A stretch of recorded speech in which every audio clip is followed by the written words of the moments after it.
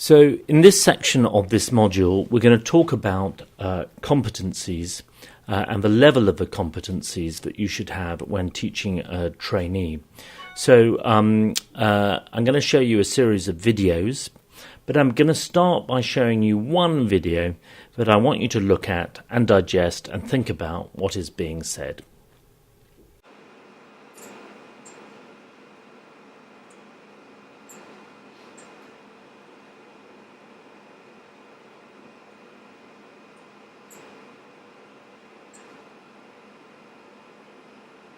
Good job, Mr. Reed. I think you did well, but if me that I have never seen the robot do it, I do it better than you. Definitely. You think you did better than me?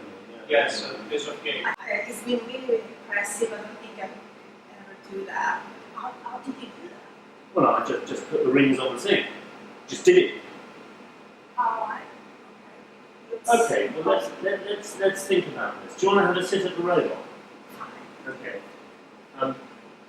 So, how do we do these exercises? Well, let's start by putting your thumb and middle finger in the... So thumb and middle finger, that's lovely. And then put your left foot on the camera arm and your right foot on the energy arms. So I'm now going to spend the next 15 minutes explaining how I've done that.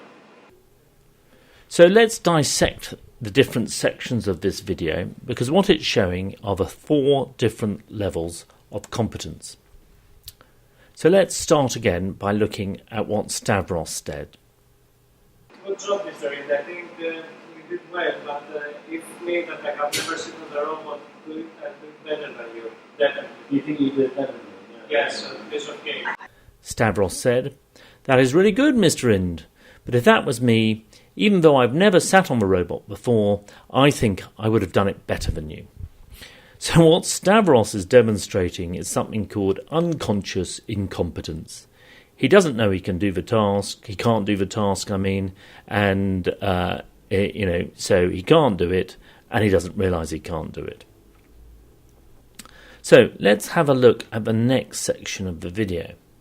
It's been really impressive. I don't think I could ever do that.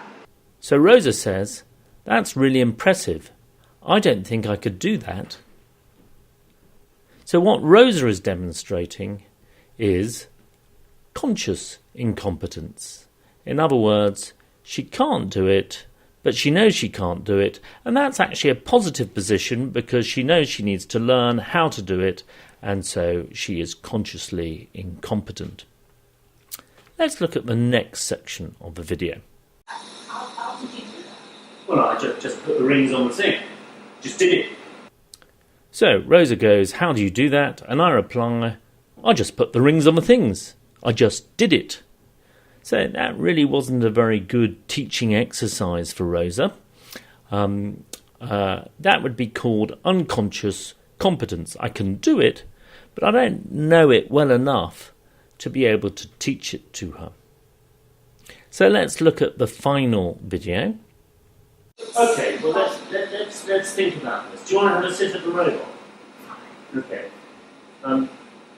So how do we do these exercises? Well, let's start by putting your thumb and middle finger in the... So thumb and middle finger, that's lovely. And then put your left foot on the camera arm and your right foot on the energy arms.